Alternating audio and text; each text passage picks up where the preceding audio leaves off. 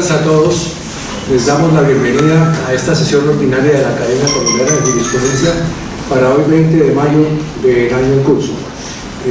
Tenga la amabilidad, señor secretario encargado de leer el acta, el orden del día. Orden del día para el lunes 20 de mayo de 2019. 1. Verificación del quórum. 2. Lectura de excusas. 3. Consideración del acta 006 correspondiente a la sesión ordinaria del día 29 de abril de 2019. 4. Informe de presidencia, comunicaciones, consultas. 5. Conferencia a cargo de la doctora Estefanía Pacchi, 40 minutos, de la Universidad de Siena, Italia, quien disertará sobre el nuevo código italiano de la crisis de la empresa y de la insolvencia. 6. Conferencia a cargo del doctor Luis Andrés Cucarella Galeana, 40 minutos, de la Universidad de Valencia, España, quien disertará sobre la transformación del derecho procesal, impacto de los tribunales internacionales. 7. Proposiciones y proyectos de los señores académicos. 8. Refrigerio. Leído el orden del día. Gracias, señor secretario. Pregunto a los académicos si aprueban el orden del día. 1. Verificación del quórum. Informa al señor presidente que existe quórum para deliberar. Muchas gracias. Continuamos con la lectura de excusas. No está. ¿No hay excusas? No. Muy bien. Entonces, por favor, el tercero. Sí. Tercero, consideración del acta 006 correspondiente a la sesión ordinaria del día 29 de abril de 2019. Se le hicieron correcciones al acta que están hechas y repartidas por correo electrónico. Pregunto a los señores académicos si aprueban el acta proyectada. 4. Informe de presidencia, comunicaciones, consultas. Hemos recibido la donación de los libros que están acá y son la Constitución Política de los Estados Unidos Mexicanos comentada, el de la Sociedad Geográfica, 4 volúmenes sobre el descubrimiento de una Colombia invisible, de la Universidad de Antioquia, Estudios Políticos, de la Academia Nacional de Medicina, 2 revistas sobre ética médica, del doctor Herlanos sobre Constitución Política de Colombia, un debate de ponderación del derecho procesal constitucional y 2 bustos en defensa de los derechos humanos de la Comunidad Andina de Naciones. El 3 de mayo se hizo, informo también que esos libros se agradece su entrega y pasan a la biblioteca de la corporación. Informo que el día 3 de mayo se hizo el lanzamiento del libro Historia Constitucional de Colombia en la Feria del Libro, en 4 volúmenes editados originalmente en su primera edición por el doctor Jaime Vidal Perdomo, que fue nuestro vicepresidente y miembro numerario de esta corporación, magnífico académico, tratadista y profesor universitario. Y el 6 de mayo el mismo libro se lanzó acá en la Academia Jurisprudencia con la asistencia de los académicos que en número nutrido asistieron a esa reunión. El 2 de mayo se llevó a la sesión solemne de ascenso a miembro de número en homenaje póstumo del doctor Gabriel de Vega Pinzón, con la asistencia de su esposa y su hija, quienes recibieron sus preseas de parte de amigos del fallecido, y su hija leyó el trabajo tomándolo de un escrito de su padre. Fue una ceremonia muy solemne, la primera vez que en la Academia, hasta donde tengo noticias, se hace un reconocimiento de ese tipo, dada la importante personalidad del académico fallecido. Igualmente, el 9 de mayo se dio la reunión del Colegio Máximo de Academias en esta sede de la nuestra, con la asistencia de numerosos académicos. Se enviaron los libros de la Historia Constitucional de Colombia a los capítulos nuestros de las ciudades de Medellín, Cali, Barranquilla e Ibagué. Todos acusaron recibo de esos envíos y lo agradecieron. Eso es la política de la presidencia y de la junta directiva de la Academia, que aquí se llama Comisión de la Mesa, consistente en atender a los académicos de los capítulos con la misma presteza y atención que tenemos con los de la sede principal. Para los días 22 y 23 de mayo viajaré a Barranquilla en compañía de nuestro distinguido tesorero para asistir al capítulo de Barranquilla, donde se reciben varios académicos correspondientes y se asciende a 1 de número, y al día siguiente tengo una conferencia en la Universidad Libre de esa ciudad. Los gastos del viaje, hotel y pasajes para mí han sido autorizados por la Universidad Libre, de modo que no tienen costo para la academia, y los del doctor Álvarez sí corren obviamente de cargo de la academia. Es lo que tengo como informe de presidencia. Hay otras cosas, pero de menor entidad, que suprimo en aras de la brevedad. Continuemos, doctor, si está amable. 5. Conferencia a cargo de la doctora Estefanía Paqui, de la Universidad de Siena, Italia, quien disertará sobre el nuevo Código Italiano de la crisis de la empresa y de la insolvencia.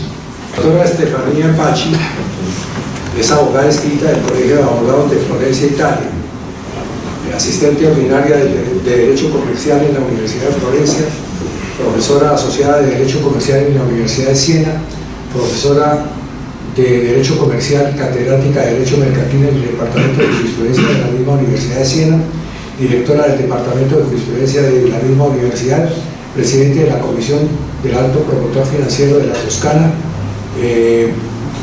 directora del Departamento de Ciencias Jurídicas Privatistas de la Universidad de Siena, fundadora y directora del curso de alta formación de Derecho Concursal en la Universidad de Siena, miembro del Consejo Directivo de la Escuela de Especialización para las Profesiones Legales de la misma universidad, miembro del Colegio de Doctorado en Instituciones de Derecho y Economía de la Universidad de Siena, socia fundadora emérita del Instituto Iberoamericano de Derecho Concursal, presidente del Instituto Iberoamericano de Derecho Concursal, miembro correspondiente extranjero del Instituto de la Academia de Derecho y Ciencias Sociales de Córdoba, Argentina, fundadora y presidente de la Asociación de Estudios Concursales de la Toscana, docente de maestría sobre la insolvencia empresarial de la Universidad de San Pablo de Madrid, CEU, docente del curso de especialización en Derecho Concursal de la Universidad Javeriana de Cali, docente del máster en Derecho de las Crisis de la Universidad de la Sapienza de Roma, miembro de la revista Jurisprudencia Comercial, miembro de la revista de Derecho Comercial, miembro de la revista de Derecho de la Sociedad Comercial, docente previa selección en el curso de capacitación sobre la ley concursal del personal de Indecopi, evento promovido y financiado por el Banco Mundial, ponente a congresos en Italia y en el extranjero en el ámbito del derecho mercantil y del derecho concursal, cátedra de excelencia en la Universidad Carlos III de Madrid, entre otras muchas distinciones de su importante carrera profesional. Participa en esta sesión por la gentileza de la doctora Liliana Estupiñán, que se ha encargado de promover su presentación y en concurso con la Universidad Libre y con otras universidades de esta ciudad. Bienvenida, doctora, tiene la palabra. Un gran honor poder intercambiar con ustedes en esta prestigiosa academia. Le digo que estoy muy emocionada porque conozco la importancia de esta academia y así agradezco con todo mi corazón este presidente de la academia y mi colega y amiga, la profesora Liliana Estupiñán. El tema que voy a exponer es sobre el nuevo Código Italiano de la crisis y de la insolvencia, que tomará el puesto de nuestra vieja ley concursal de 1942, reformada varias veces a partir del 2005 hasta el 2015. Como puedes ver, esta ley no está todavía en vigor porque la ley prevé 18 meses de vacatio legis. Es excepcional por nuestro ordenamiento que una ley pueda entrar en vigor después de un tiempo así largo. Pero este código es un código que innova profundamente nuestro sistema concursal. Será muy difícil para los abogados, para todos los que se desempeñan en el sector concursal, poder aplicar esta ley. Porque, como ya he dicho mientras hablaba con el señor presidente, que esta ley tiene una metodología legislativa muy particular, ha adoptado la metodología legislativa de las leyes de la Unión Europea. Así inicia con todas las definiciones y después va a normar, a disciplinar todos los procedimientos según una exposición horizontal y no según una exposición vertical. Como puedes ver, el tema en particular que voy a tratar, porque sería demasiado largo y creo que todos ustedes serían aburridos de una exposición sobre todo este código, voy a tratar solo un aspecto en particular, el tema de la alerta y de la composición asistida de la crisis. Pero antes que nada, ¿por qué una nueva reforma? Mucho habíamos hecho entre el 2005 y el 2015 para las empresas y creo que todos los ordenamientos en estos periodos han hecho mucho para conservar las empresas, pero habían problemas no resueltos, sobre todo en la ley italiana había una mala coordinación entre viejas normas y nuevas normas y falta de sectores de disciplina. Por ejemplo, hasta hoy no tenemos una disciplina de la insolvencia del grupo de empresas. Sobre todo, nada había sido suficiente para empujar al empresario a intervenir tempestivamente. Este, señores, es el problema de todos los sistemas concursales. Los empresarios no quieren tomar conciencia de su propia insolvencia, de su propio estado de crisis. Así llegan siempre tarde a elegir un sistema de composición de su crisis. Mucho habíamos hecho. Puedo recordar que en todo el mundo habíamos procedimientos concursales judiciales y extrajudiciales, semijudiciales, con limitada intervención del juez, flexibles, con exclusiva disponibilidad por parte de los empresarios. Habíamos la protección de las operaciones cumplidas en ejecución de los instrumentos susdichos. Lo que estoy diciendo es que teníamos exención de las operaciones cumplidas en ejecución de un plan de reestructuración de la acción revocatoria. En síntesis, hemos depotenciado más o menos en todo el mundo la acción revocatoria. Mucho habíamos hecho. La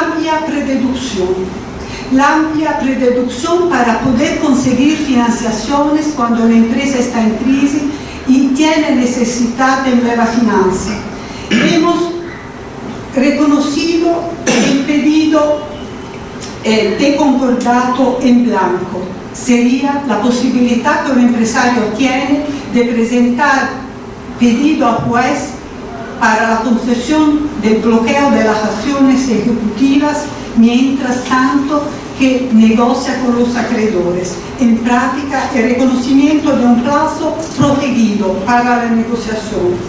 Hemos establecido la continuación de todos los contratos durante los procedimientos preventivos de reestructuración, con la posibilidad reconocida al deudor de pedir la suspensión o la cesación cuando estos contratos no están en línea con el plan que ha presentado. Hemos acordado la suspensión de las obligaciones de recapitalización. Así, los administradores, los empresarios no tienen que recapitalizar la sociedad mientras que presenta un plan de concordato o un plan de reestructuración certificado. Hemos acordado la posibilidad que los acreedores presenten una propuesta de concordato en competencia.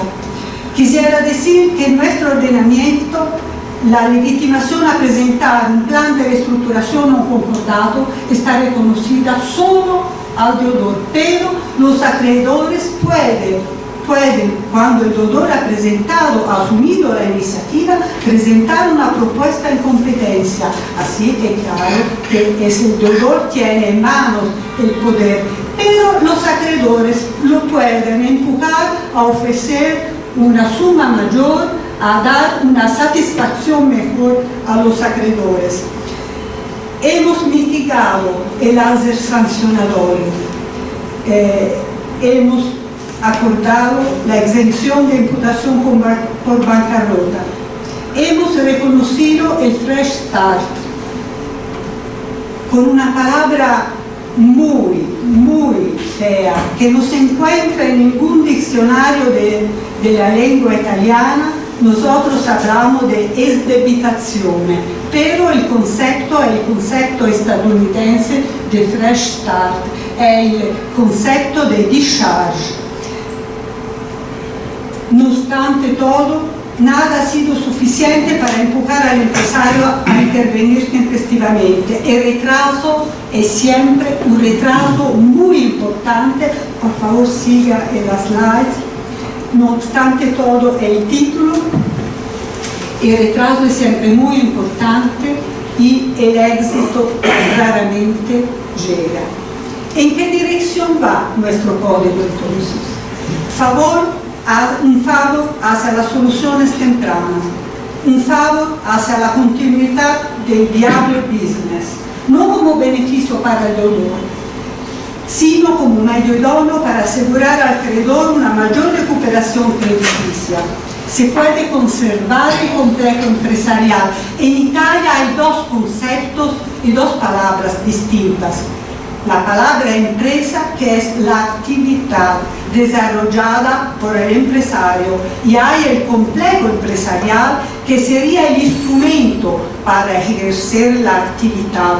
Así está claro para el mercantilista que cuando el mercantilista dice se conserva la empresa, entendemos decir conservar la titularidad de la empresa. Conservar solo el complejo empresarial significa poder alienar, poder vender el complejo empresarial a otro empresario, pero así se conserva la unidad productiva, se pueden conservar, trasladar los contratos de trabajo. Hay un favor hacia las soluciones extrajudiciales y para la eficiencia económica. Nuestro código mira siempre a los Estados Unidos. Hay un favor hacia el análisis económico del procedimiento. Hay que limitar los costos y la duración de los procedimientos.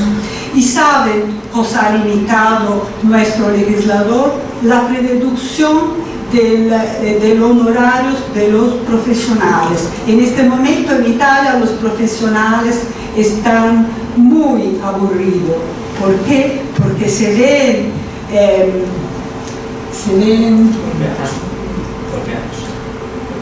golpeados, se ven cortar sus honorarios. De verdad, los honorarios de los profesionales quitaban una gran parte del patrimonio de la empresa. Favor hacia la eliminación una vez más del carácter sancionatorio del procedimiento de liquidación. No se habla más de fallimento. Esta palabra ha sido cancelada por el código. Se hablará de liquidación judicial, se hablará de deudor sujeto a liquidación judicial, no se hablará más de fallito. En serio, la cancelación de una palabra no significa mucho, pero puede significar también mucho si atrás de esta cancelación hay todo un sistema que va a mutar. Y según mi opinión, la liquidación judicial, que está regulada en gran parte con muchas normas del anterior fallimento, muta su cara, porque siempre el ejercicio de la empresa es conseguido después de la declaración de liquidación judicial. El ejercicio temporario de la empresa es un instrumento muy fuerte para conseguir la venta unitaria del complejo empresarial. La línea política adoptada, la necesidad social por la conservación y continuidad de la empresa en crisis o insolvente, pero siempre mirando a la estrella polar de nuestro sistema concursal. La estrella polar por nuestro sistema concursal será siempre la satisfacción de los acreedores. Son temas enfrentados en varias sedes, en organismos internacionales se habla de estándares. Por ejemplo, se habla de estos temas en el Financial Stability Forum desde 1999, se habla en UNCITRAL, se habla en el Fondo Monetario Internacional, se habla en el Banco Mundial. Con respecto a la Unión Europea, hemos recibido la recomendación del marzo del 2014. ¿Cuál era el punto central de la recomendación? Garantizar que las empresas viables con dificultades financieras, cualquiera que sea su ubicación en la Unión, tengan acceso a unos marcos nacionales de insolvencia que les permitan reestructurarse en una fase temprana. Con respecto a la Unión Europea, tenemos el reglamento 848 del 2015 del Parlamento Europeo sobre procedimientos de insolvencia. También en este reglamento podemos leer que el punto central es el rescate de empresas viables económicamente a pesar de estar en dificultades, y leemos que la prevención es el instrumento para conservar valores. Con respecto a la Unión Europea, tenemos al final la propuesta de directiva del Parlamento Europeo del Consejo del 22 de noviembre del 2016. Esta propuesta de directiva ha sido aprobada ya por el Parlamento Europeo el pasado 28 de marzo. Estamos esperando que el Consejo la apruebe. Sabemos bien que antes del próximo verano la directiva será obligatoria para todos los Estados miembros de la Unión Europea. ¿Y cuál es el centro de esta directiva? La alerta rápida. Los Estados miembros, leemos en el artículo 3, velarán porque el deudor y los empresarios tengan acceso a las herramientas de alerta rápida que permitan detectar el deterioro de la actividad empresarial y adviertan al deudor o al empresario sobre la necesidad de actuar urgentemente. Con respecto siempre a esta directiva, los Estados miembros garantizarán que los deudores y empresarios tengan acceso a información pertinente y actualizada, clara, concisa y de fácil comprensión. Entonces, primer punto de la alerta, y que los ordenamientos dicten un sistema completo e eficiente de información. Todo sale de la información a los acreedores. ¿Para quién la concursalidad? Y así llegamos a hablar del presupuesto subjetivo. Un código para cualquier deudor. ¿Por qué? Porque la idea de nuestro legislador del 2009 ha sido de crear un único código que pudiese contener las reglas de todas las insolvencias, sea del empresario comercial, sea del deudor civil o sea del consumidor, y también del profesional. Así, todos estos sujetos, si están en estado de crisis, de insolvencia o de sobreendeudamiento, buscan en este código su propia disciplina. Permanece una doble vía, pero no tenemos el mismo procedimiento para todos, o sea, el concordado, convenio como se llama en el país de matriz latina, o la liquidación, la misma liquidación para el deudor civil y para el empresario comercial. No, tenemos procedimientos concursales, pero diferentes, o para el sobreendeudamiento del consumidor, o para la crisis o la insolvencia del empresario comercial. El kit permanece el mismo, el kit de los instrumentos concursales. Esta reforma es una reforma orgánica, pero no va a cambiar el kit de los instrumentos. Así, siempre que Italia presentará la posibilidad de un plan certificado, de un acuerdo de reestructuración de las deudas, que España ha copiado a partir de nuestra reforma del 2005, de un concordato preventivo, la liquidazione giudiziale que toma el puesto del viejo antiguo fallimento, procedimientos para la crisis por sobreendeudamiento. El norte, más que antes, es la continuidad de la empresa. Una reformulación de la disciplina de la crisis, en sustancia. La disciplina de la crisis empresarial cambia el foco de atención del análisis investigativo desde la declaración de fallimento, ahora liquidación judicial, a las fases anteriores de la vida de la empresa en crisis. Estas últimas se rigen por diferentes procedimientos, todos centrados en el tema de la investigación del reequilibrio económico-financiero de la empresa. Un deber para el empresario se destaca en el horizonte. Una coerción, ¿se podrá hablar de una coerción? Según mi opinión, sí, lo voy a demostrar. La obligación de activar un procedimiento temprano de preinsolvencia llega a ser una especificación de la due diligence que involucra la correcta gestión de la empresa. Una serie de early warning para empujar al empresario a llegar tempranamente a una solución para la su crisis. El procedimiento de alerta es el nuevo centro de gravedad de la disciplina italiana de la crisis de empresa. Yo creo que cuando vamos a leer, cuando vamos a interpretar una disciplina de uno de los procedimientos concursales, hay siempre que recordar que el inicio siempre es el sistema de alerta. Así podemos pensar que en la nueva liquidación judicial, a diferencia del viejo fallimento, pueda tener una aplicación mucho más vasta, mucho más amplia y que pueda llegar a ser un honorable instrumento para solucionar una crisis. Este es mi punto central en mi cabeza. Siempre cuando tengo ocasión de hablar con un empresario que desvela a mí como profesional su estado de crisis, le voy a decir, por favor, no hay solo concordato, no hay solo acuerdo de reestructuración, hay también una honorable liquidación, hay la posibilidad de pedir en propio la liquidación, sin miedo. Early warning. ¿De cosa se trata?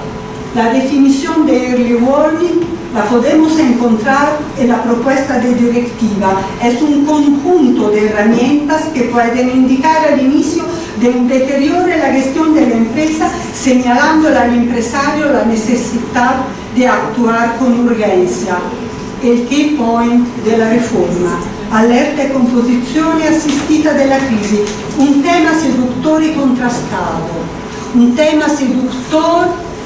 La doctrina está muy atenta, está muy empeñada en este momento a interpretar las normas de la alerta, pero los empresarios contrastan esta aplicación legislativa porque tienen en medio que de la alerta se pueda llegar a un estado de insolvencia cuando un estado de insolvencia todavía no hay.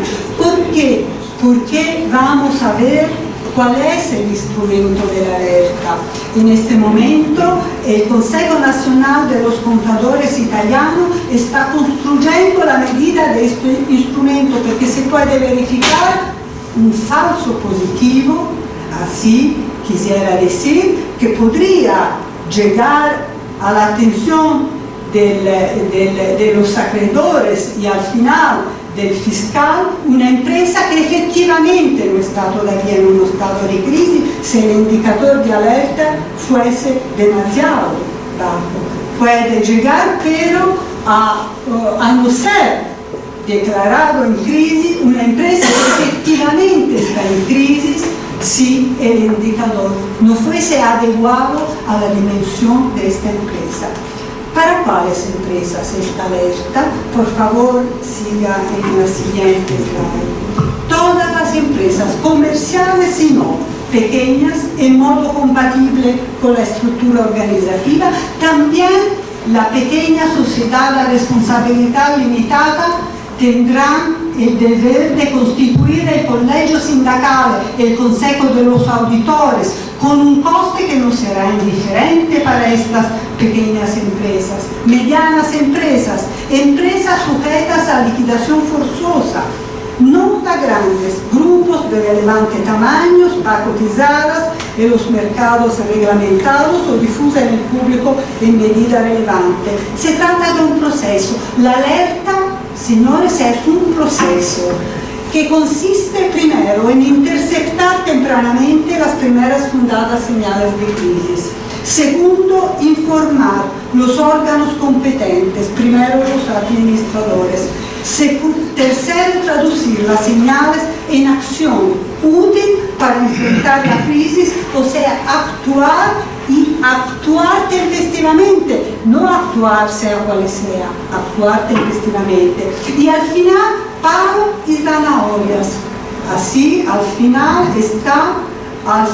de esta sala, el fiscal, porque si los administradores no actúan en presencia de señales de crisis, todo va a ser comunicado al fiscal y el fiscal puede asumir la iniciativa para el pedido de liquidación judicial. Zanahoria, porque hay medidas premiales. Medidas premiales, primero para el deudor, que utiliza la alerta que llega tempranamente, y segundo para los acreedores que colaboran. ¿Cuál crisis? ¿De cuál crisis hay que tratar? Crisis económica o crisis financiera, lo sabemos bien. Puede pero tratarse de un riesgo de insolvencia en un horizonte de tiempo razonable. Razonabilidad, esta es una palabra mágica en el derecho mercantil. En los últimos años siempre más escuchamos que la gestión de los administradores tiene que ser razonable, que hay que considerar la situación financiera en un periodo razonable, que hay que evaluar el plan de reestructuración en un periodo razonable. Pero se puede tratar también de una insolvencia prospectiva, de una insolvencia verdadera del fracaso. Etapas del camino de una crisis la conocemos. Partimos por la incubación, después hay la manifestación, tercero hay la demostración de un grave desequilibrio financiero, o sea, las repercusiones de las pérdidas en los flujos de activo. Al final hay insolvencia y fracaso, una situación siempre menos gestionable con instrumentos preventivos. La definición de crisis en el Código de la Crisis y de la Insolvencia. El Código presenta dos presupuestos objetivos, crisis y el viejo presupuesto del estado de insolvencia. El estado, la crisis, sería el estado de dificultad económica y financiera que hace probable la insolvencia del deudor. Y para las empresas es evidente que los flujos de efectivo prospectivos son inadecuados para cumplir regularmente las obligaciones planificadas. Diversas son etapas de una crisis. La dificultad es establecer cuándo intervenir, porque es malo para las empresas intervenir demasiado temprano, pero es malo, es peor intervenir tardivamente. No tarde, pero tampoco demasiado temprano. Cada crisis lanza señales y empezamos a hablar más directamente de alerta. Lanza señales, lanza la importancia del instrumento, así nace la importancia de tener instrumento para relevarlos. La importancia del momento justo para recoger los señales, la importancia del sujeto justo que recoja estos señales, la importancia de transmitir a tiempo la noticia, la importancia de elegir el instrumento para componer la crisis, sea el que sea, logrando limitar la dispersión de valores.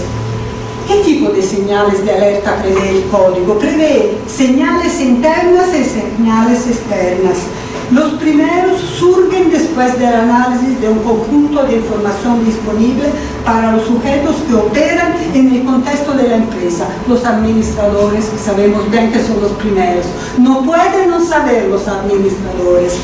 Externas se manifiestan por incumplimiento de obligaciones. Así los sujetos que recogen estos señales serán los acreedores, en particular los acreedores cualificados. Ejemplos de señales internas. Puedo poner muchísimos ejemplos: caída de ventas, balance negativo, capital de trabajo neto negativo, dependencia excesiva de préstamos a corto plazo para financiar activos a largo plazo, préstamos a plazo fijo, cercanos al vencimiento sin posibilidad de renovación o reembolso, cambio en las formas de pago otorgadas por los proveedores de crédito a pago contra entrega. Siempre incapacidad para obtener financiamiento. Mi grande primero maestro Francesco Ferrara escribía que la empresa está en crisis cuando ha perdido la confianza de sus financiadores. La pérdida de confianza es como decir: yo estoy en estado de insolvencia. Terminación del apoyo financiero del prestamista, incapacidad para pagar las deudas al vencimiento, para cumplir con las cláusulas de préstamos contractuales, reducción de capital por pérdidas, pérdida de mercados claves, aparición de productos competidores, sustitutos muy exitosos, pérdida de miembros de la gerencia con responsabilidades estratégicas sin poder reemplazarlo porque en este momento no se encuentran en el mercado sujetos así calificados. Cambios de leyes o regulaciones o políticas regulamentarias que puedan afectar negativamente al negocio. Cambios en el esquema de incentivos en el sector, por ejemplo, energético. Cambios en la legislación antimonopolística, anticompetición, introducción de regulaciones contra emisiones que implican inversiones adicionales de una cantidad significativa, procedimientos judiciales en curso que en caso de pérdida pueden dar lugar a reclamaciones de indemnización que la empresa probablemente no pueda resolver. ¿En las manos de quién están estos señales? Que es rápidamente, demasiado rápido expuesto. Primero, en las manos del empresario, o sea, de los administradores, si se trata de una sociedad, de los órganos de control, de los acreedores públicos calificados. Y al final, en nuestro código encontramos un sujeto, o sea, se trata de lo que yo llamo un dispositivo multifacético con varias funciones, desde recopilador de noticias, facilitador, advisor, el organismo de composición de la crisis, sintéticamente lo llamamos OPE. ¿Qué momento de la empresa interesa al legislador de la alerta? La así dicha twilight zone, o sea, el momento en el cual la empresa empieza a lanzar señales de crisis, también débiles señales, pero lanza señales. Y así, intervenciones de la reforma de derecho corporativo y de derecho concursal o preconcursal. Este código ha tomado conciencia del hecho que hay que partir de las normas societarias, hay que mutar normas que tienen que ver con los poderes y con las responsabilidades de los administradores. Es verdad, hay la Business Judgment Rule, pero en el momento de la crisis, esta Business Judgment Rule muda su cara, porque en el momento de crisis hay que conservar posiciones sin correr el riesgo de cerrar el negocio antes de experimentar soluciones posibles. Una disciplina de la twilight zone del código italiano. Hay reglas de triple naturaleza que ponen las herramientas de alerta. Primeras, reglas organizativas. Segundas, prescriptivas, sancionadoras. Tercera, premiables.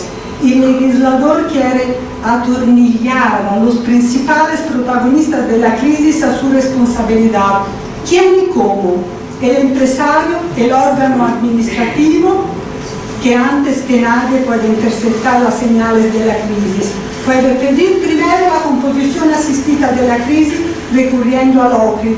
Esta composición asistida de la crisis es un plan que el empresario puede, con la ayuda del organismo de composición de la crisis, redactar negociando con los acreedores para negociar extrajudicialmente, para evitar el ingreso en el procedimiento concursal ante el juez. Es una situación, es un recorrido totalmente extrajudicial.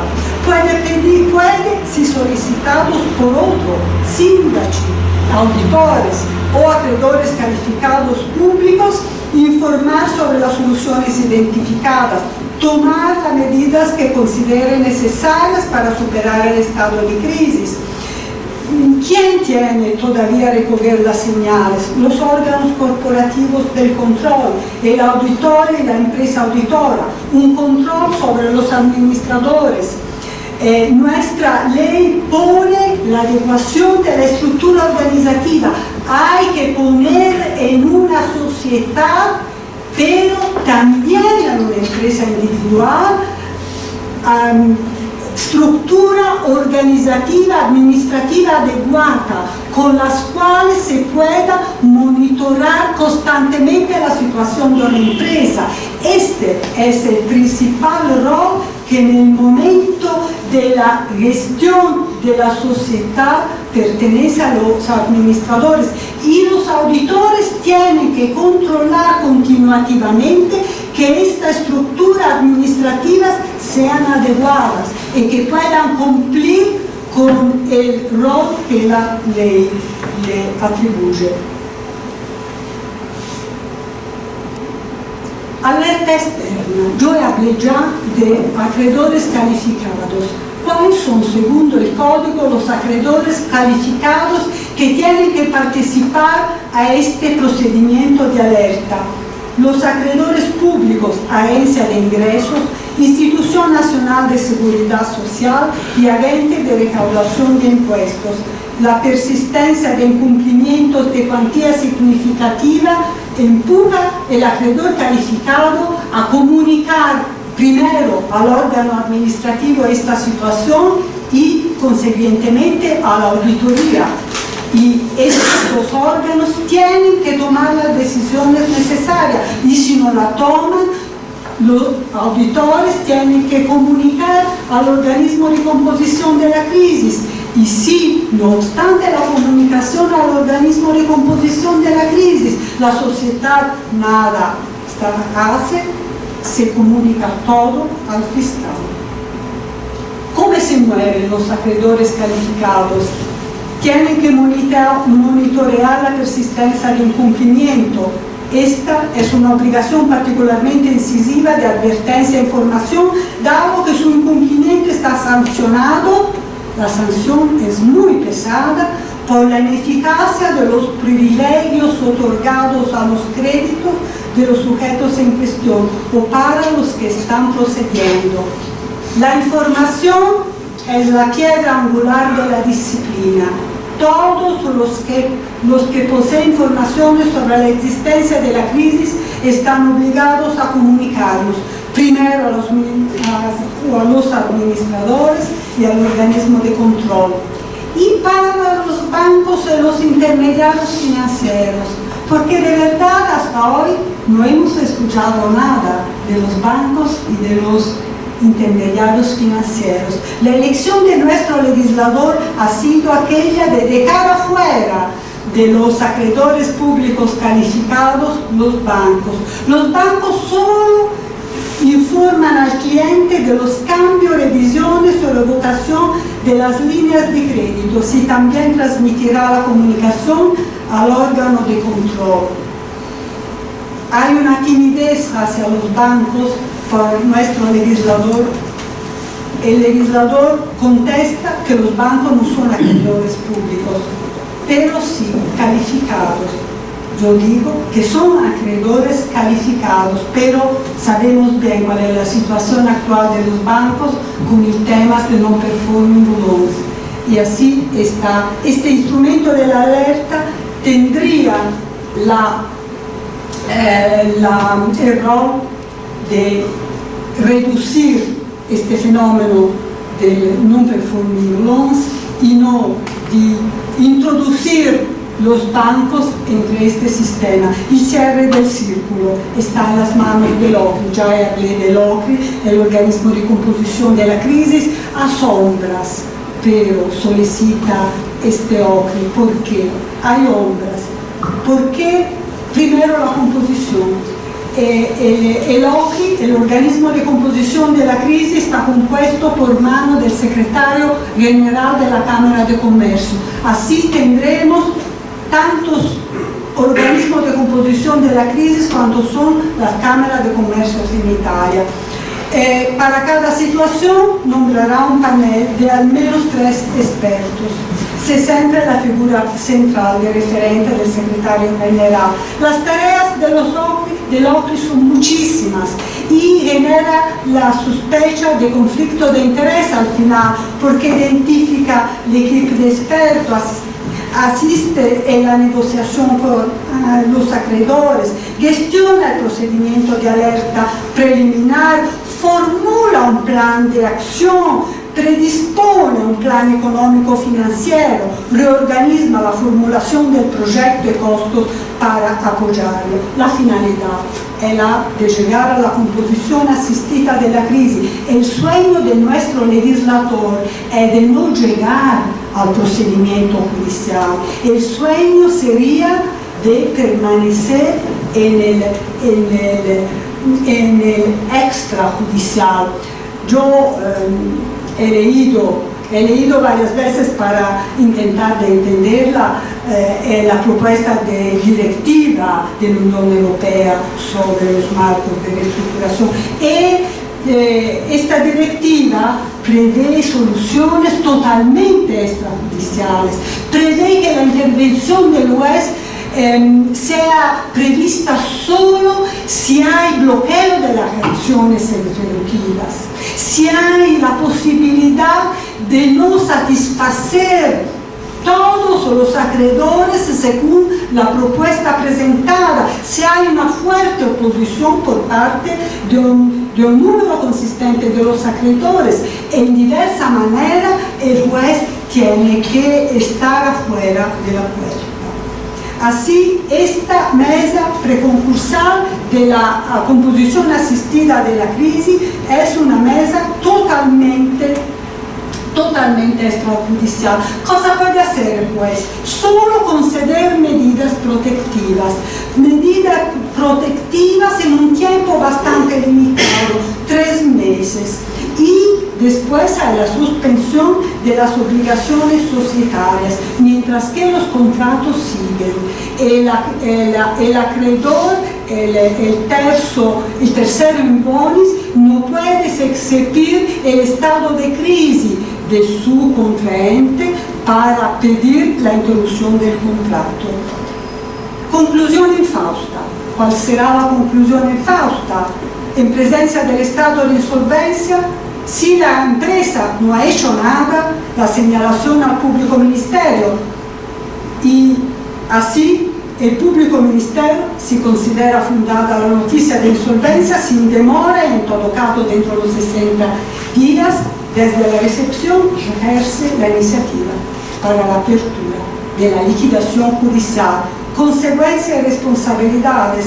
Primero, responsabilidad por información omitida. He iniciado diciendo que la información está al centro de este nuevo código. Responsabilidad solidaria del órgano de control con los administradores, por los hechos y omisiones posteriores a la comunicación y atribuibles al órgano de gestión, si el primero no ha señalado al organismo de composición, pero hay exoneración de responsabilidad si lo ha señalado.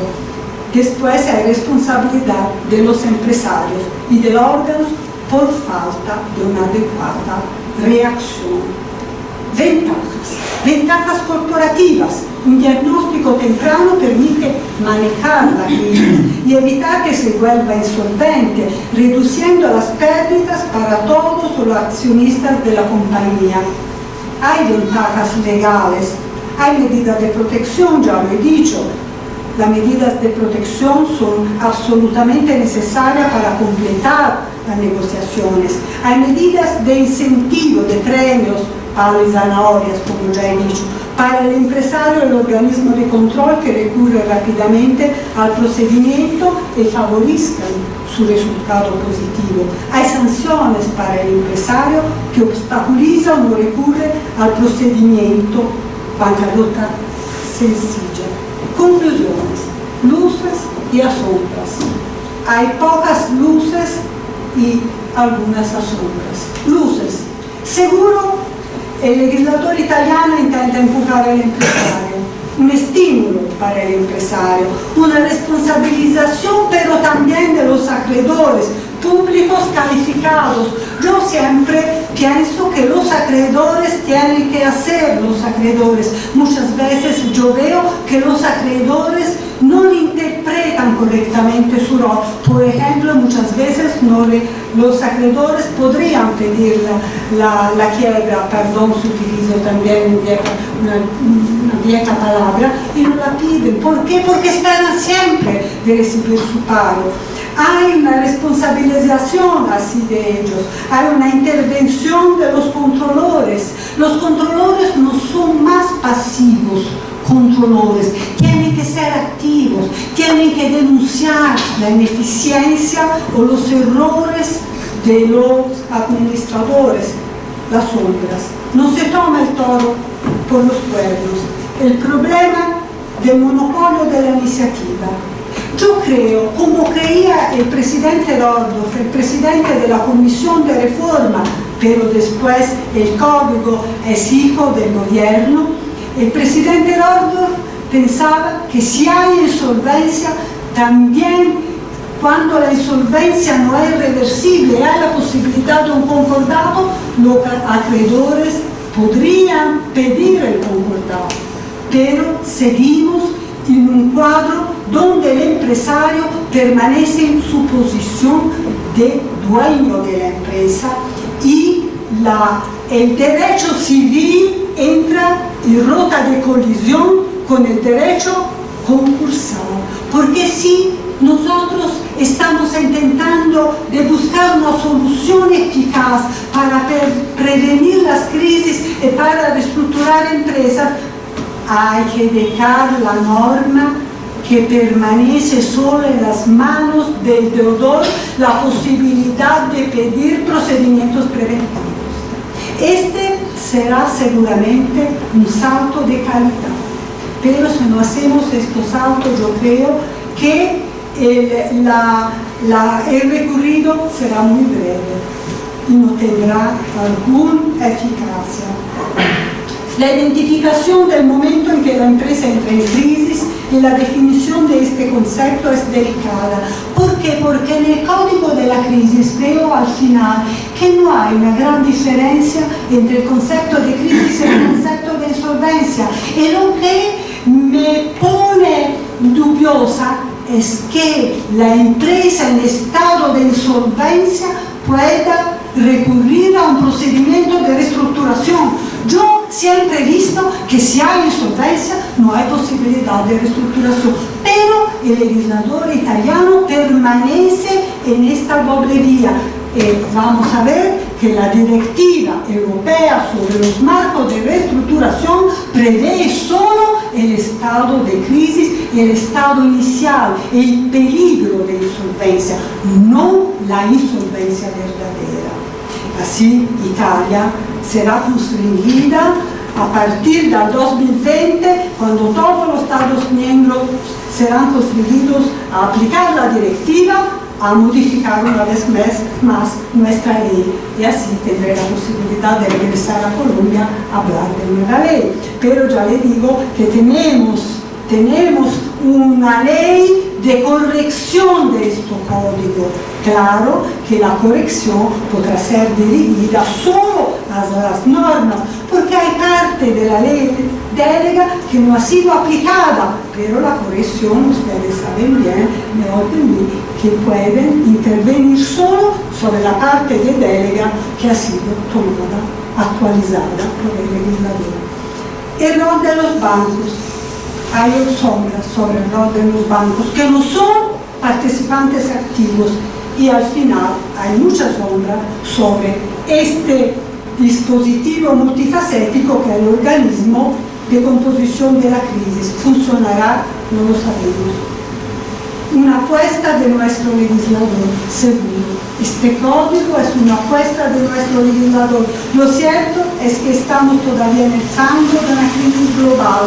Italia está en el fango de una crisis muy profundizada y que no va a terminar.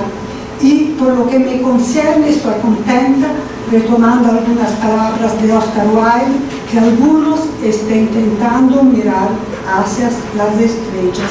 Yo creo que esta disciplina de la alerta sea como mirar a las estrellas. Muchísimas gracias.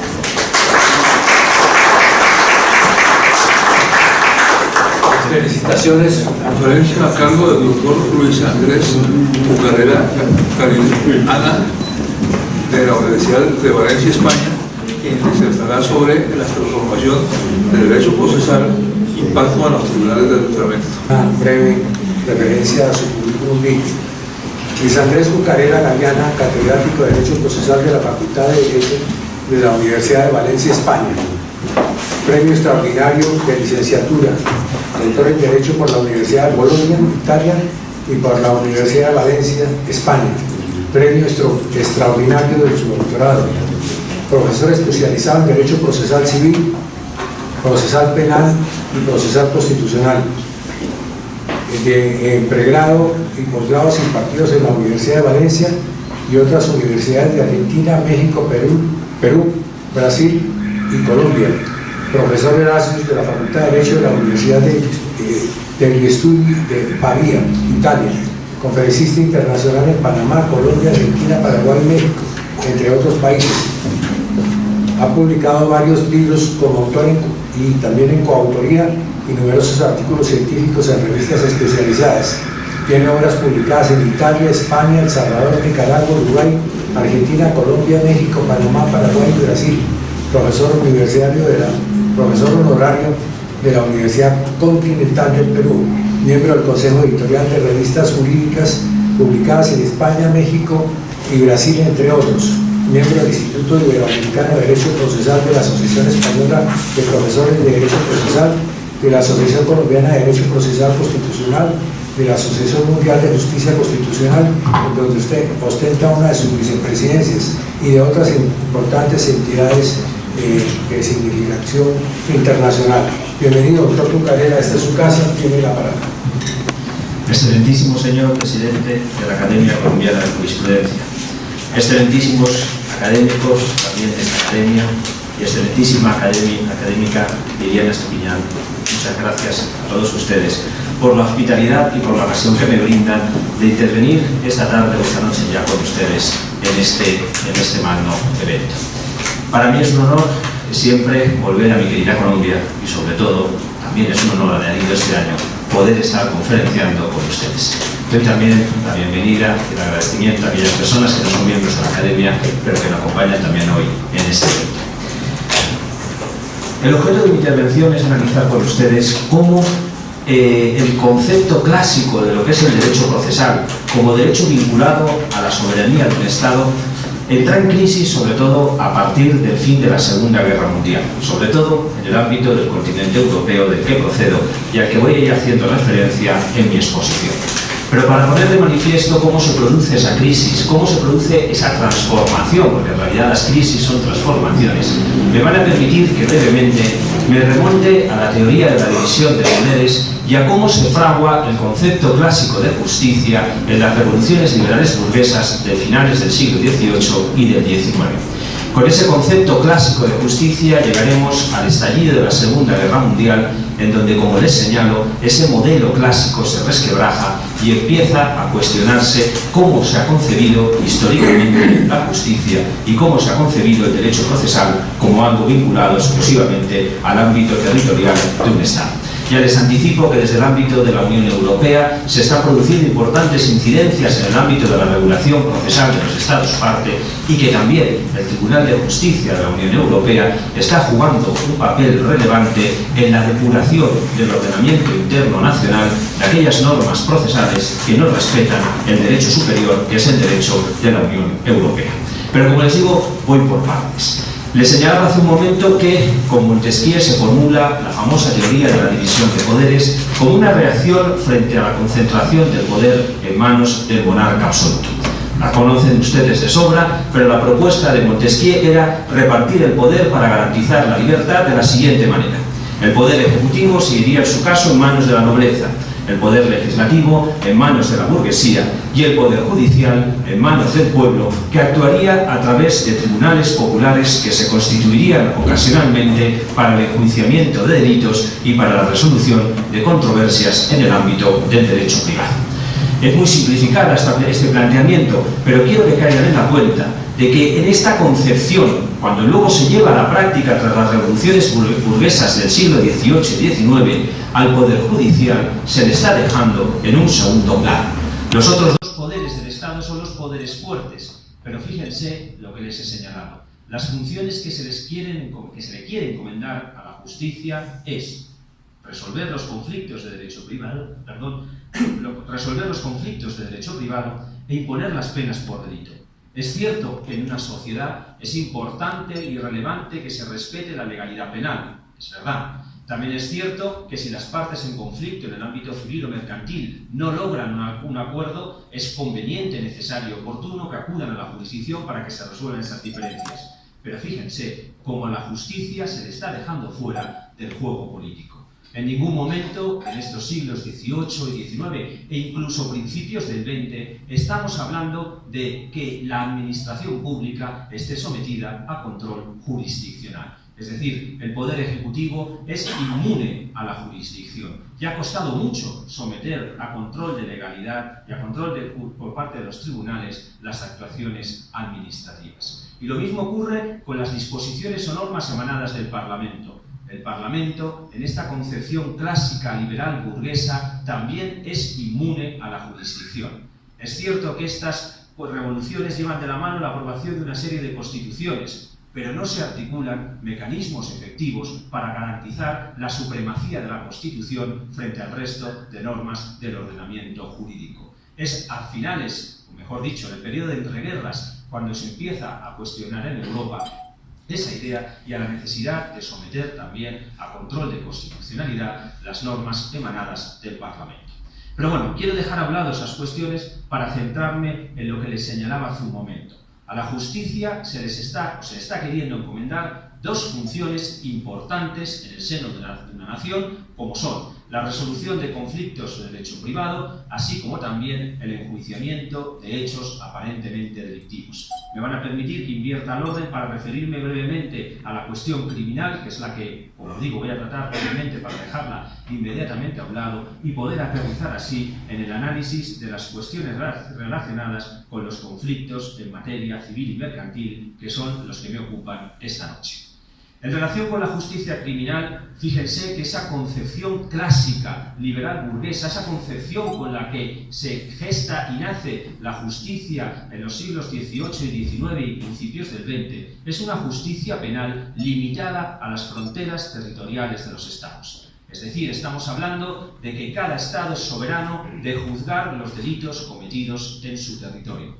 Pero ustedes conocen de sobra cómo las gravísimas violaciones de derechos humanos producidas antes y durante la Segunda Guerra Mundial, las aberraciones producidas en ese conflicto bélico y antes del mismo, hacen cuestionar este planteamiento. Muchas veces las justicias nacionales son incapaces o no quieren juzgar adecuadamente los crímenes cometidos en su territorio. Y saben que a partir de ese momento se empieza a gestar la idea de crear un Tribunal Penal Internacional cuyo estatuto, como saben, se aprueba a finales del siglo XX. Pero como decía, esa es la cuestión que les quería plantear para poner de manifiesto cómo esa función clásica en materia de enjuiciamiento criminal se cuestiona a partir de la Segunda Guerra Mundial, pero también esa función de resolver conflictos de derecho privado en materia civil y mercantil se empieza a cuestionar o empieza a tener incidencias claramente a partir de ese conflicto bélico. ¿Y eso por qué? Pues porque en el ámbito europeo, como les dije, como les he señalado, tras la Guerra Mundial, este continente, el viejo continente, queda roto en todos los ámbitos. Como ustedes saben de sobra, el continente europeo es un continente pequeño, pero históricamente ha estado roto y fraccionado política, religiosa, culturalmente, y justamente tras la Segunda Guerra Mundial esa ruptura se potencia y, sin embargo, como les señalo, tras el fin del conflicto comienzan los trabajos para reconstruir Europa desde diferentes puntos de vista. Así, por ejemplo, nace en 1949 el Consejo de Europa, organismo que trata de velar por el reconocimiento y la protección de los derechos humanos en el continente europeo. Saben que el Consejo de Europa, para que me puedan entender, viene a ser el equivalente a la Organización de Estados Americanos que existe aquí en el continente americano, y que el órgano judicial propio del Consejo de Europa es el Tribunal Europeo de Derechos Humanos, que tiene su sede en Estrasburgo y que es un órgano, como les digo, de esa institución. Pero fíjense cómo han cambiado las cosas.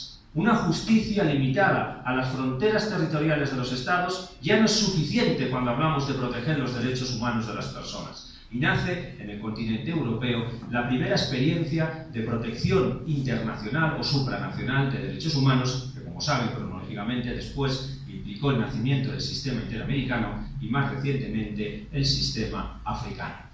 Pero además de la existencia de este tribunal internacional en el ámbito del tribunal regional, en el ámbito del continente europeo, también allí nace, poco después del nacimiento del Consejo de Europa, la Comunidad Económica del Carbón y del Acero, que posteriormente pasó a denominarse Comunidad Económica Europea, y tras el Tratado de Maastricht, la Unión Europea.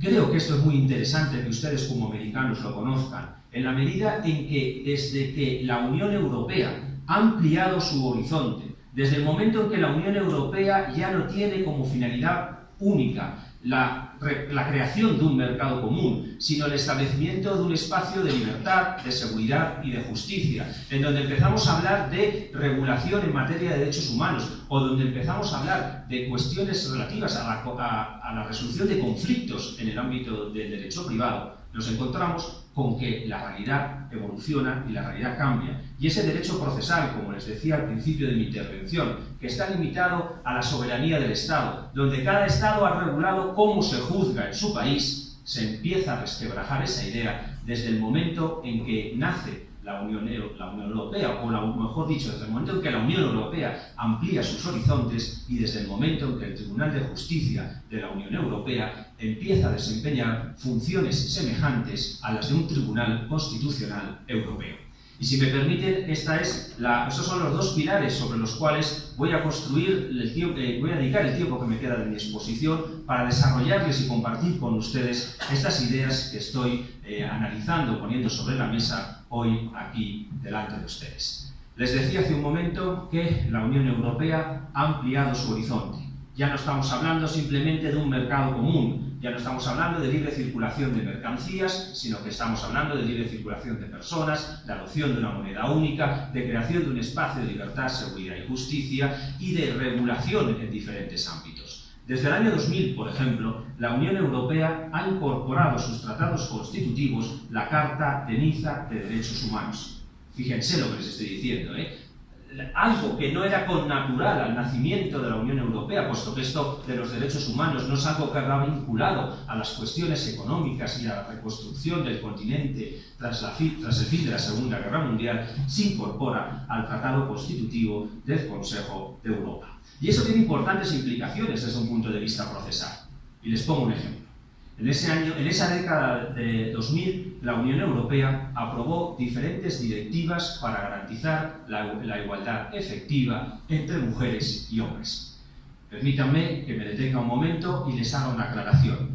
Las directivas comunitarias son disposiciones normativas que emanan de la Unión Europea que se caracterizan por lo siguiente. Lo que hace la Unión es fijar unas líneas básicas, unos principios, unas reglas generales que los Estados parte tienen que incorporar a su ordenamiento jurídico. Fíjense este instrumento normativo cómo es. Es decir, no tienen eficacia directa, no se pueden invocar directamente por los ciudadanos ante los tribunales esas directivas, pero lo que hace la Unión Europea es decirle a los Estados, sobre esta cuestión usted tiene que un plazo para incorporar a su ordenamiento jurídico estas cuestiones. Usted hágalo como crea oportuno, pero incorpore al ordenamiento jurídico esa regulación básica que le estoy señalando. Se llama directiva comunitaria, aunque es una mala traducción de la palabra francesa, porque en español puro tendría que haberse traducido como directriz comunitaria. Pero bueno, esa es la palabra comúnmente aceptada y como les decía hace un momento, en la década del 2000 se empiezan a aprobar, por ejemplo, directivas para garantizar la igualdad efectiva entre mujeres y hombres. Y ustedes se preguntarán, ¿y esto qué incidencia tiene en materia procesal? ¿Y por qué trae a colación, o por qué traigo a colación esto? Entre las diferentes cuestiones que se regulan en esas directivas comunitarias, se les está diciendo a los Estados que en su regulación procesal tienen que incorporar alguna norma que facilite la prueba de la discriminación. Fíjense, es incidencia directa en la regulación procesal de los Estados. Se les está diciendo, ustedes disponen de un plazo para que modifiquen, para que incorporen, para que transpongan a su ordenamiento interno esta disposición normativa que dice que si una mujer se encuentra con dificultades para probar en un proceso civil que ha sido discriminada, no puede hacer prueba directa de la discriminación, se le tiene que facilitar la prueba de manera indirecta. Es decir, que si introduce indicios de la discriminación y se prueban esos indicios de discriminación, indirectamente podrá tenerse por probada la discriminación sin perjuicio de que el demandado en el proceso civil pueda destruir esa presunción poniendo de manifiesto la ausencia de la discriminación o la objetividad de la medida adoptada. Vean cómo cambia de repente todo el paradigma, es decir, los diferentes estados de la Unión Europea tienen que tener esa norma en su sistema procesal civil, en donde sea, en el Código Procesal Civil, en la Ley de Enjuiciamiento Civil, en donde sea, pero que facilite la prueba de la discriminación cuando una mujer hace valer ante los tribunales la protección del derecho a la igualdad. Les pongo otro ejemplo.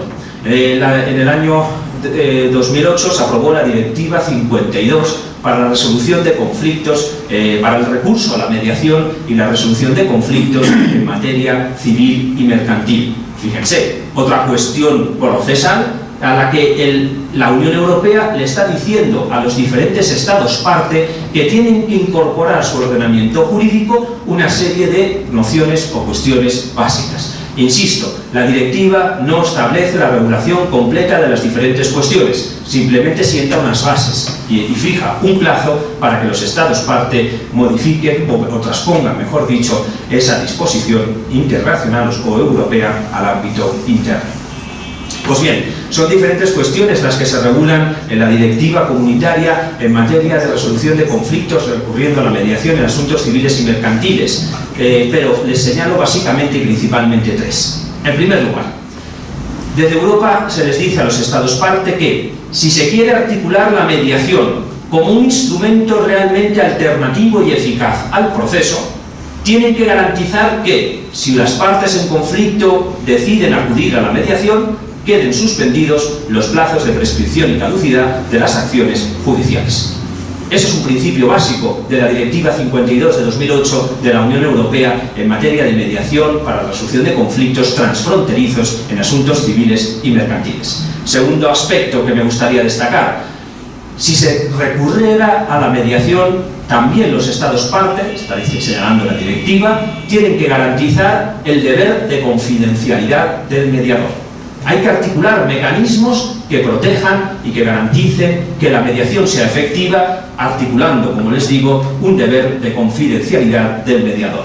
¿Por qué razón? Pues porque evidentemente la mediación puede fracasar y con ocasión de la mediación las partes habrán realizado manifestaciones, habrán aportado fuentes de prueba a ese procedimiento y el mediador habrá tenido conocimiento de las mismas. si no protegemos el deber de confidencialidad, si no articulamos sistemas que eviten que, por ejemplo, ese mediador pueda ser llamado a declarar como testigo en el eventual proceso posterior, evidentemente las partes no van a tener confianza en la mediación y no van a recurrir a la misma para la resolución de sus diferencias.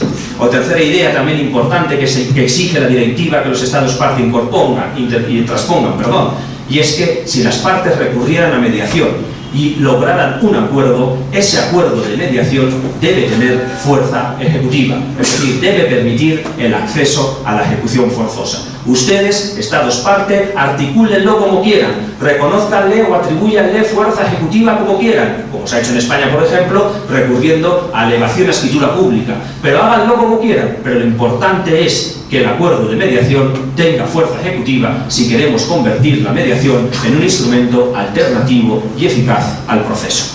Fíjense que esa directiva es de resolución de conflictos de carácter transfronterizo. Es decir, lo que le preocupa a la Unión Europea es que puedan existir conflictos entre empresas, por ejemplo, radicadas en España y otras en Francia, y tengan cada país una regulación diferente en materia de mediación, que en un país X sí que tenga fuerza ejecutiva el acuerdo de mediación, mientras que en el otro no. Y evidentemente eso no contribuye a lograr los objetivos de la Unión Europea.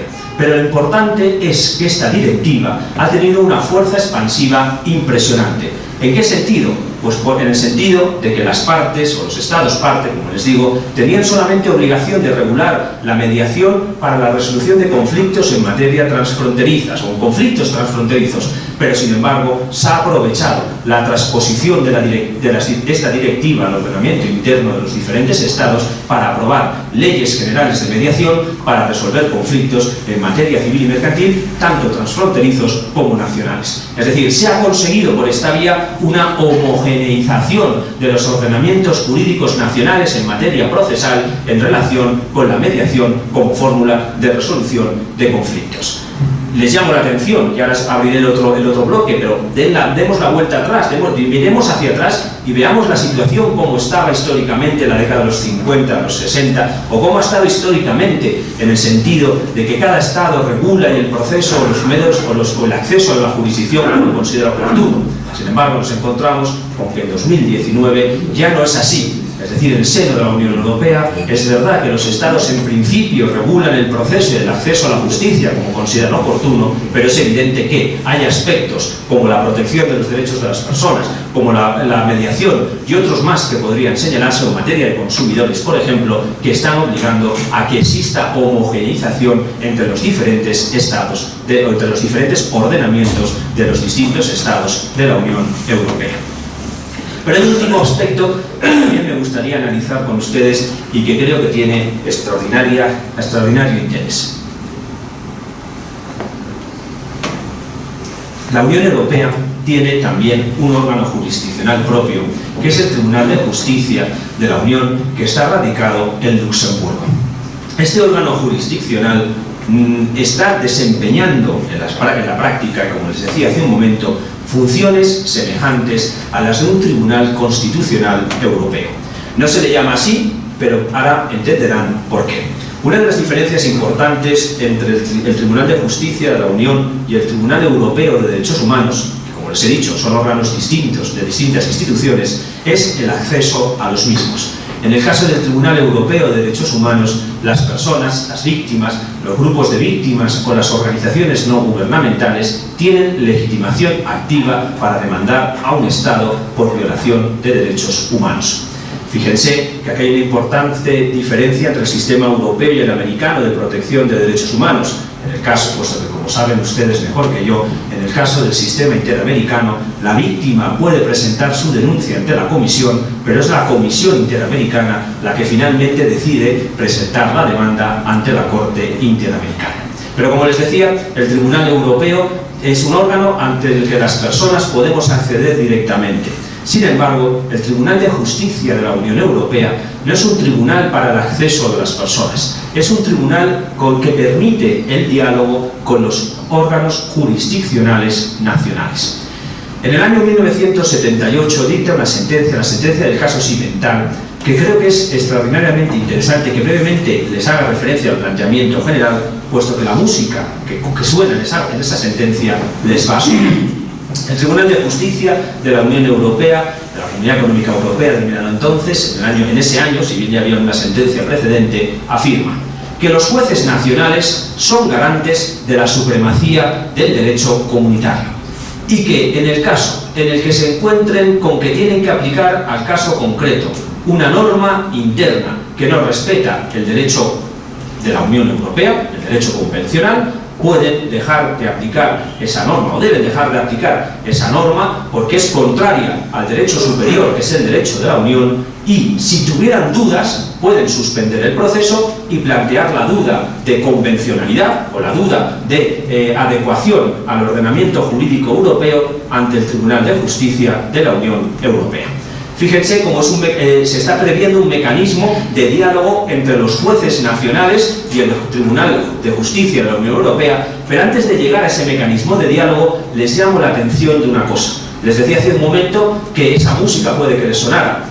Si se dan cuenta, esa es la idea que posteriormente ha incorporado la Corte Interamericana de Derechos Humanos para hablar de control de convencionalidad. Saben que esa idea se gesta a partir de un voto del magistrado García Ramírez en el caso Almonacida de Llano contra Chile y que luego se ha ido generalizando en otras sentencias dictadas por la Corte hasta llegar al caso más significativo del caso Hellman versus Uruguay, pero que lo que está diciendo la Corte Interamericana, si se dan cuenta, es lo mismo. Si un juez nacional se encuentra con que tiene que aplicar al caso concreto una norma sospechosa de inconvencionalidad, es decir, una norma que no respeta el Pacto de San José, está autorizado a dejar al lado esa norma y aplicar el Pacto de San José. Pues como les digo, desde el 78 claramente el Tribunal de Justicia de la Unión Europea le está diciendo a los jueces nacionales europeos que tienen que actuar así cuando se encuentren con una norma interna que contradiga el derecho europeo.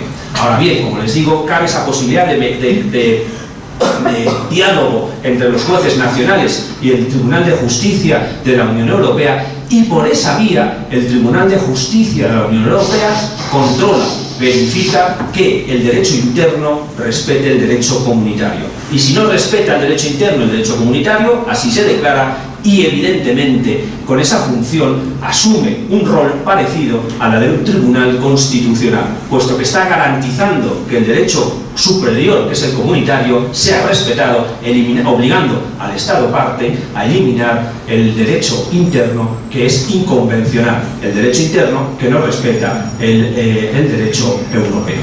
Les pongo brevemente dos ejemplos para ir ya enfilando la recta final de mi intervención que han ocurrido en mi país para que se den cuenta de lo que les decía antes. El derecho procesal ya no es algo que pertenezca exclusivamente a cada Estado, sobre todo en el caso de la Unión Europea, puesto que el Tribunal de Justicia con sus sentencias puede implicar que sea necesaria la adecuación del sistema procesal civil interno a la regulación europea. Como ustedes saben, hemos sufrido durante muchos años, en los últimos años, mejor dicho, una gravísima crisis económica que ha provocado que numerosas familias o numerosas personas, en el caso de mi país y en otros también, pero en el caso de mi país, que es el que me interesa, hayan dejado de pagar los préstamos hipotecarios. Evidentemente, cuando los préstamos hipotecarios se dejan de pagar, los bancos ejecutan la hipoteca.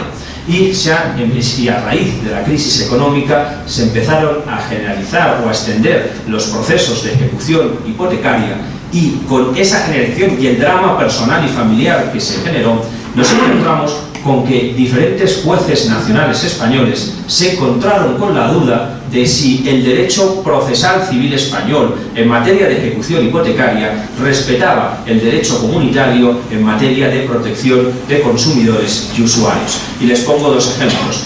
Un ejemplo que originó una sentencia del Tribunal de Justicia de la Unión Europea en 2013, en marzo de 2013, fue el siguiente, y es que la Ley de Enjuiciamiento Civil Española, que para que me puedan entender es el equivalente al Código General del Proceso de aquí de Colombia, la Ley de Enjuiciamiento Civil Española en el proceso de ejecución hipotecaria no permitía o no contemplaba que los jueces controlaran si existían o no cláusulas abusivas en los contratos de hipoteca. De igual modo, tampoco permitía que el ejecutado, es decir, el consumidor, la persona a la que se le quiere privar de la vivienda por la ejecución hipotecaria, pudiera alegar en ese procedimiento de ejecución hipotecaria la existencia de una cláusula abusiva, como las cláusulas suelo, por ejemplo. Es verdad que esa alegación la podía hacer en otro proceso distinto, en un proceso ordinario, pero ese proceso ordinario no suspendía la eventual ejecución hipotecaria. Hubo un juez que entendió que esta regulación no estaba respetando el nivel de protección exigido en materia de protección de consumidores y usuarios en la regulación europea, y ante la duda plantea la cuestión, si me permite, la cuestión de inconstitucionalidad, aunque no es así porque no es estrictamente una constitución y no estamos hablando de un tribunal de constitucionalidad, pero plantea una cuestión de inconvencionalidad ante el Tribunal de Justicia de la Unión Europea, y el tribunal le dice que efectivamente que los jueces españoles no puedan de oficio controlar que existen cláusulas abusivas en los contratos de hipoteca, o que el ejecutado, el consumidor, no pueda alegar en el proceso de ejecución hipotecaria la existencia de una eventual cláusula abusiva que lesiona o contraviene el derecho comunitario. Y esto obligó a una modificación de la ley de enjuiciamiento civil para permitir el control de oficio y para permitir esa alegación por parte del ejecutado. Lo mismo, recientemente, en el mes de marzo de este año, se ha dictado sentencia en materia de cláusulas de vencimiento anticipado. A día de hoy no es así, pero hay pendientes procesos que permitían, en los que se estaban ejecutando préstamos hipotecarios por el solo vencimiento de un plazo, y que en ese caso el banco ya podía acudir a la ejecución hipotecaria. Como digo, a día de hoy la ley de enjuiciamiento civil exige el vencimiento de 3 plazos para poder acudir, para que se produzca el vencimiento anticipado, y va a entrar en vigor una reforma en el mes de junio que nos eleva a 12 o a 15 en función de la duración del préstamo hipotecario. Pero bueno, en el momento en que existían esos procesos pendientes por vencimiento anticipado, por un solo plazo, se plantea la cuestión al Tribunal de Justicia de la Unión Europea, y este tribunal obviamente ha dicho que la ejecutar una hipoteca solamente por dejar impagado un plazo lesiona el nivel de protección de los consumidores y usuarios establecido en el ámbito europeo.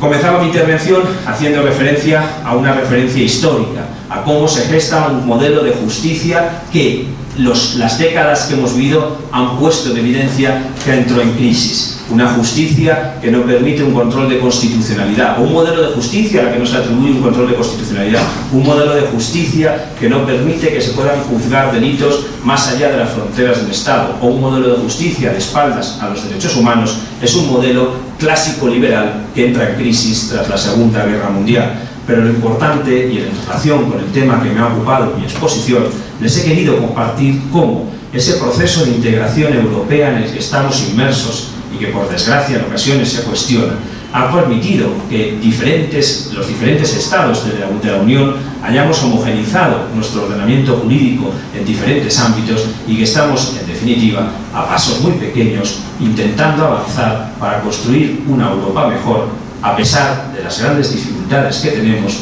con las mentalidades excluyentes y excesivamente radicales que se están generalizando en el continente europeo y que por metástasis se están extendiendo al resto del mundo.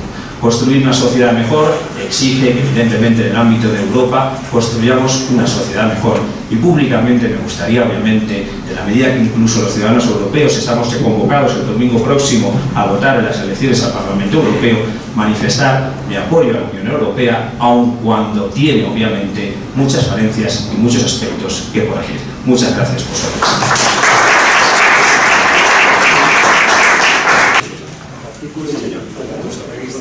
Los seguimientos doctores de María y Leonardo Carrera, tomemos una fotografía, pues si quiera participar en el canal, doctora Liliana, doctor Cesario.